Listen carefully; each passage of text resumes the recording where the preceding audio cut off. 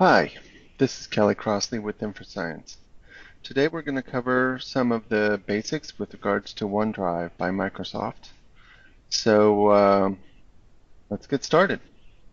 Once you click on the OneDrive area on your either SharePoint site or on the banner itself across the top, what you will see is your OneDrive location.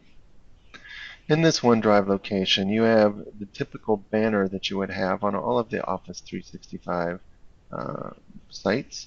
You have Browse. You also have the ability to look at files and library as well. I'll get to those in a moment. What I would like to do is search, or at least show you the items on the left-hand side navigation. You have the ability to search. This will search all of your documents that you have within your OneDrive area. Additionally, if you were to look, you have My Documents, which is a folder of just your documents. Those that you're following, if you have other documents that you're looking at from other people's OneDrive locations or internally. Items that are shared with me, meaning if somebody has actually shared their documents with you, it would show up here. Specific site folders, and really these are site folders related to your OneDrive site on your local tenant, as well as the recycle bin. So one thing that I do want to show you when you look at this is that you have the ability to say new. So if I want to create a new document, I have the ability to create your standard documents that you'll get out of um, Office 365. You could additionally create a new folder. I'm going to go ahead and do that. Just call this folder OneDrive Test and hit save here. And that'll actually create this OneDrive test folder here that I created. If I also want to, I could say new and create a Word document. What that will do is actually bring up Word Online, and I can begin typing as I would normally type. And I have the capabilities that I would typically have within Word. I can change the fonts, do everything else I need to, change colors, whatever it happens to be. And then I can actually go back to File and hit Save. And I'm actually going to, you'll see where it says there is no save button, it's automatically saving, so I'll just hit back and I'll go back again to my SharePoint site and you'll see that it's here. Now it just shows it as document. I didn't save it as any specific name. If I click on these ellipses here, I can actually go down and say edit properties. When I edit the properties, I can actually change the name of the document to have a meaning. Let's make sure that I'm actually typing this. To have a meaning name.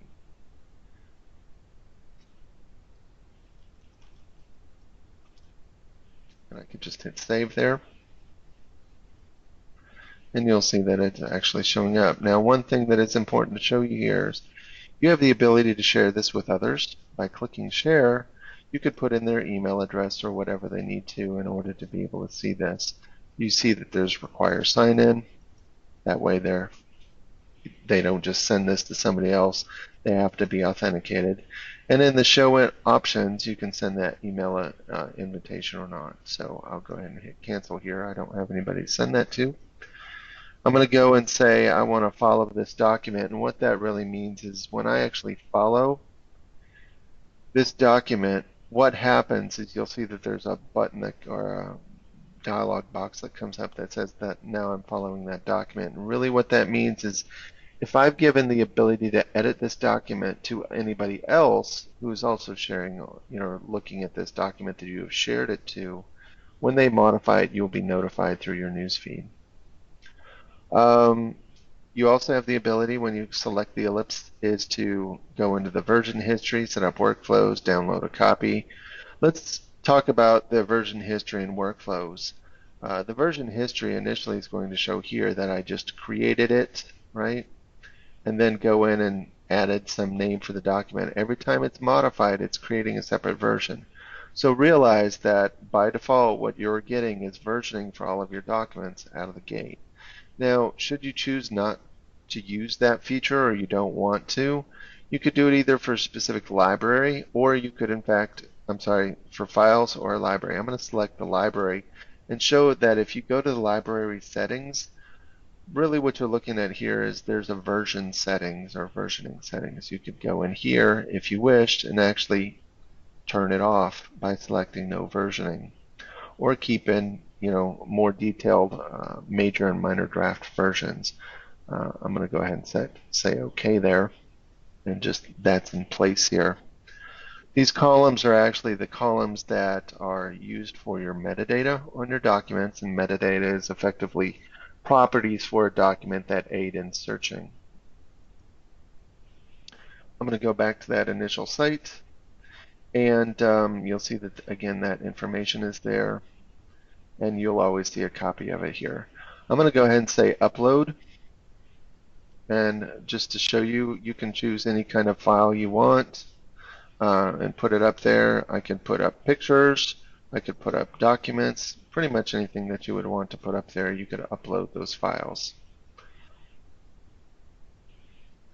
And you have the ability, again, we talked about sharing. I'm going to go ahead and say manage. That's another way to hit the ellipsis, is just to go to manage. It's a little bit easier to hit. And now when it says sync, you have the ability to sync to your library. Now really what this is talking about is getting the OneDrive for Business app. What we're talking about here is actually in your favorites area, it will show up as a OneDrive folder. So what I'm going to do here is say, get the one that's right for me. It will allow you to go to the OneDrive site and choose your device.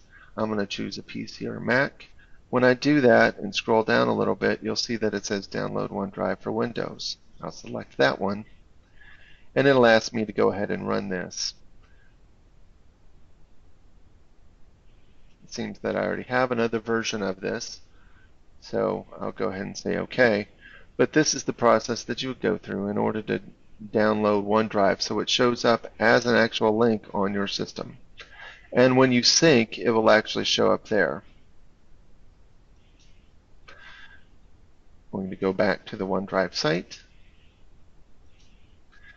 and go back to files. So again, with the files, I've showed you how to view properties and edit properties. They're effectively the same thing.